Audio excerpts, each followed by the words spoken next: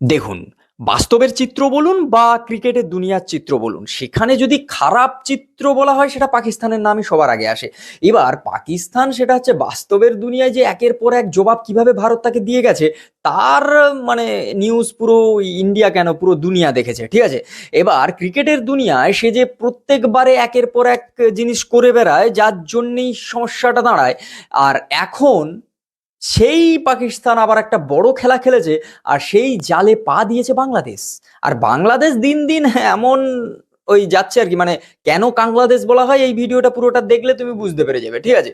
বাংলাদেশ নিজেকে বিশাল বড় মাতব্বর ভেবেছিলেন, আর তিনি ভেবেছিলেন তিনি বললে হয়তো তার কথা হচ্ছে আমাদের ওয়ার্ল্ড ক্রিকেট বোর্ড, তারা কিংবা ইন্টারন্যাশনাল ক্রিকেট বোর্ড তারা হচ্ছে এই বিষয়গুলো দেখবে আর বাংলাদেশের পক্ষেই হচ্ছে বিচার বিবেচনা করে দেখবে। কিন্তু সে বুঝতে পারেনি যে হাওয়াটা উল্টো হয়ে যাবে, ঠিক আছে, মানে উল্টো দিকে বইবে আর কি।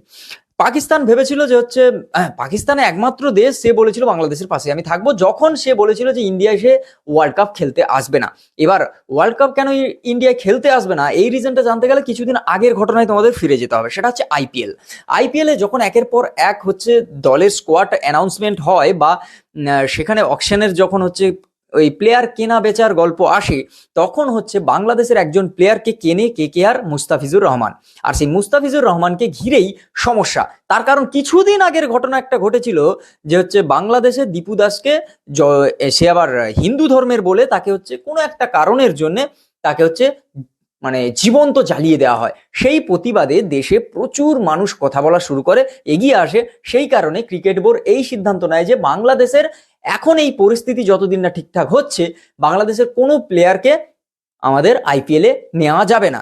সেই মতো কেকেআরকে বলাতে কেকেআর মুস্তাফিজুর রহমানকে রিলিজ করে দেয়। 9,20,00,000 টাকা দিয়ে মুস্তাফিজুর রহমানকে কেনা হয়েছিল। এবার যেহেতু তাকে বাদ দিয়ে দেওয়া হয়েছে, এটাকে অপমান হিসাবে ধরেছে বাংলাদেশ।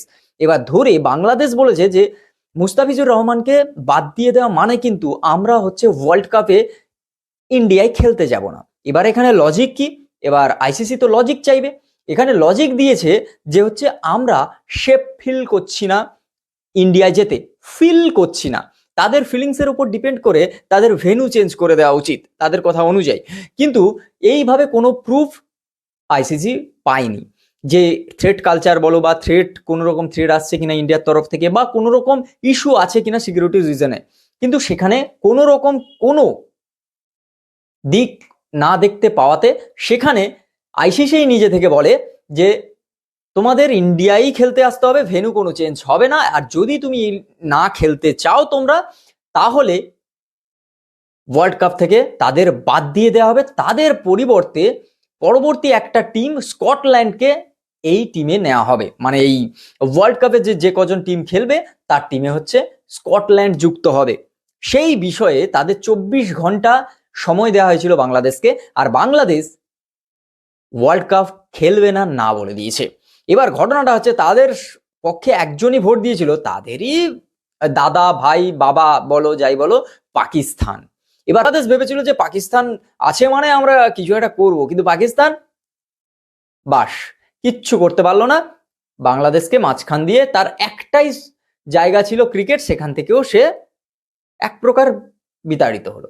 ঠিক আছে চলো, এবার পাকিস্তান বলতে চাইছে যে হচ্ছে হয়তো পাকিস্তান খেলতে আসবে না কিংবা পাকিস্তান খেলবে না যদি হচ্ছে তাদেরকে ভেন্যু না চেঞ্জ করে দেওয়া হয় বা তাদের কোনো প্রবলেম হবে। সে জায়গা থেকে পাকিস্তান বলে দিয়েছে না আমরা খেলবো। আর যদি না খেলে তাহলে তাদের ওয়ার্ল্ড লেভেলের যে একটা প্রবলেম সেটা হচ্ছে ফেস করতে হবে পুরো কান্ট্রিকে। তো সেই কারণের জন্য তারা হচ্ছে ওয়ার্ল্ড কাপ খেলবে। মাঝখান দিয়ে মুরগি হয়ে গেল বাংলাদেশ। ব্যাপারটা বেশ ভালো না? এই বিষয়টায় তোমাদের কি মানে মতামত আছে অবশ্যই কমেন্ট করে জানাও। আর দেখাচ্ছে খুব তাড়াতাড়ি নতুন একটা ভিডিও। আর তুমি যদি ফেসবুক থেকে দেখে থাকো পেজটাকে ফলো করো। আর হ্যাঁ, বাংলাদেশ যে ওয়ার্ল্ড কাপ থেকে চলে গেছে, এতে কি তুমি খুশি হয়েছো না বাংলাদেশকে মিস করবে, সেটা অবশ্যই কমেন্ট করে জানাও। আর একটা জিনিস মনে রাখবে, পাকিস্তানকে এমনি কোনো দেশ সহ্য করতে পারে না। আর পাকিস্তান কাউকে সাপোর্ট করছে, তার সাপোর্টে নাচানাচি করাটা আর বাংলাদেশেরই সাজে, বাকি আর কারোরই নয়।